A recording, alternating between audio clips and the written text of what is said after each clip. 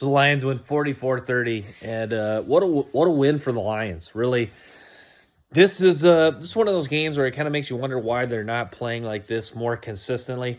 But that is a huge win. Jameer Gibbs, just like he's one of those guys that like I haven't seen in a long time in the NFL, maybe since Adrian Peterson. Every time he touches the ball, you kind of get the feel like he could take it the distance, and it's just like you kind of hold your breath, and it's like if you're a defense, you're always kind of on edge. You're like, holy crap, we can't let this guy break a big one. 3 touchdowns for him last night. David Montgomery had a nice touchdown as well. I thought Jared Goff played better. I thought the Cowboys played pretty well. Aubrey, that field goal kicker, did a really good job of keeping them in the game. Prescott played pretty well. Losing CD Lamb in that game didn't help, but the Dallas secondary really did not play their best. And like they were talking about, Detroit really did a nice job of taking advantage of the Dallas secondary that was not the Dallas secondary that was struggling. I mean, there's some youth in that secondary. Reed, the corner from East Carolina, he was out. He was in there in place of Trevon Diggs, who had played well in past weeks, but he's still young, so they went after him. But yeah, Detroit, what a huge win, and this situation where the Lions are now is kind of like in week 2. It's like you come off a loss to Green Bay, you go out and you beat the Bears pretty handily. Now the question is, can they sustain this and consistently play like this, get big plays, play good enough defensively, hold people to field goals, get stops, force turnovers, all the things that they did last night in order to win. Is this the stuff that they can continue to do moving forward so that the Lions can make a run, or does this mean that or do they not really continue to play like this, and it turns into a season where they're missing the playoffs and maybe they drop a few games down the stretch? But yeah, Jameer Gibbs, what a special talent. Looks like he tied Barry Sanders' record for rushing touchdowns under 24 years old. And yeah, Jameer Gibbs really is a special player, a great athlete. Cool story too, kind of under the radar. If you're going back, Georgia Tech, then he transfers to Alabama, does a really nice job at Alabama. I was actually just talking with my mom about it was, why, the scrutiny around drafting Jameer Gibbs. The whole thing was really predicated on, that year, there was still kind of that, the talk out there. If you take you can't take a running back first round. In that particular 2023 draft class, if you were going to take a running back, it was Bijan Robinson. And then the Lions trade up. They take Jameer Gibbs. Obviously, Bijan had been selected at that point, but a lot of people questioning Brad Holmes. They get attached to those mock drafts. But yeah, it turns out even though Bijan's great, Saquon's great, Devon A-Chain, there's several really good running backs in the NFL, but it turns out Jameer Gibbs was a great pick, and arguably he is. It's hard, him and Bijan kind of, I don't want to say two completely different types of running backs, but they are two different running backs. But yeah, Bijan, Gibbs, talented guy, and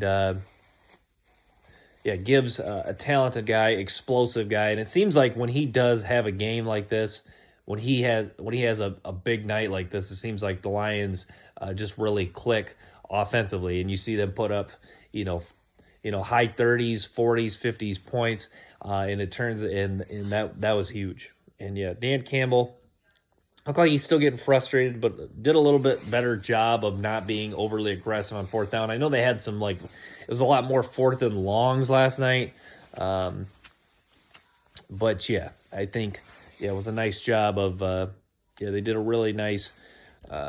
They did better of kicking field goals, punting. Yeah, I think it was they had a couple 4th and 8s, but yeah, you can tell that they I don't know. I was discussing with some buddies, Dan Campbell on the 4th down. It's like there's time. My whole thing on 4th down is like there's times to be aggressive, there's times to be conservative, but you kind of have to go with the flow of the game. That's why I've never been a big fan of analytics.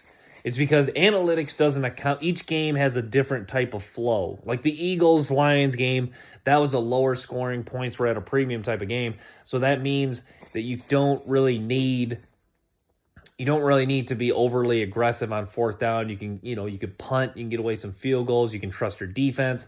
I think that's, and then, Dan, not to pick on Dan Campbell too bad, but like a few years ago, 2022, they lost a game to the Vikings where they went ultra conservative in a game where you felt like they needed to be a little bit more aggressive because touchdown, like that was a game.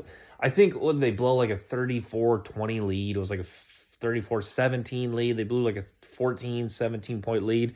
But you felt like in that game, Minnesota, even though they had like 17, 20 points, you feel like they were moving the ball, like they could, they had scored a touchdown. You felt like they could score. And they did score a couple touchdowns in order to win that game. But that felt like there was a game where, you kind of needed to go for a fourth down. I think they ended up punting, went for field goal. I don't remember exactly.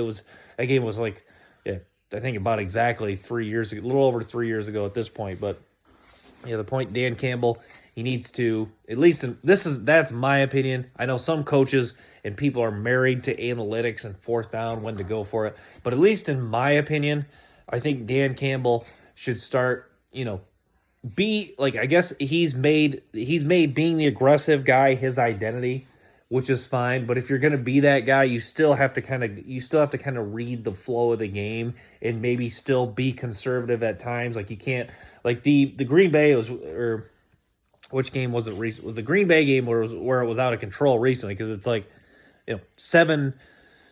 He went for it like 7 fourth downs in a row. It's like, or he went for it 7 times on fourth down. They were 0 for 7. It's like, yeah, maybe does the game go differently? Maybe if they get 2 of those, 3 of those, maybe you get to overtime. Maybe it's a tie.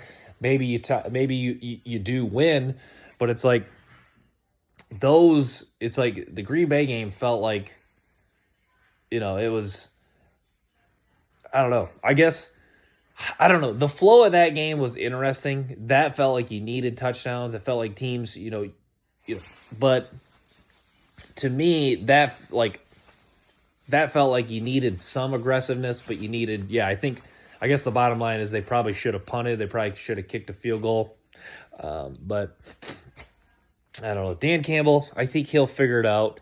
But yeah, it's not just Dan Campbell. I think a lot of NFL, I'm kind of rambling here, but I feel like a lot of NFL coaches have kind of taken the aggressive approach.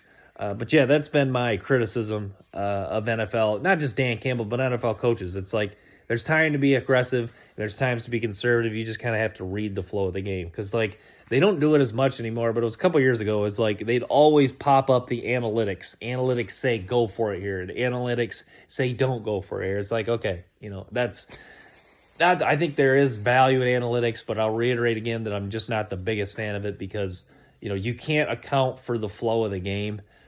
So yeah, Lions 44-30 victory. Got the Rams next week. That'll be tough.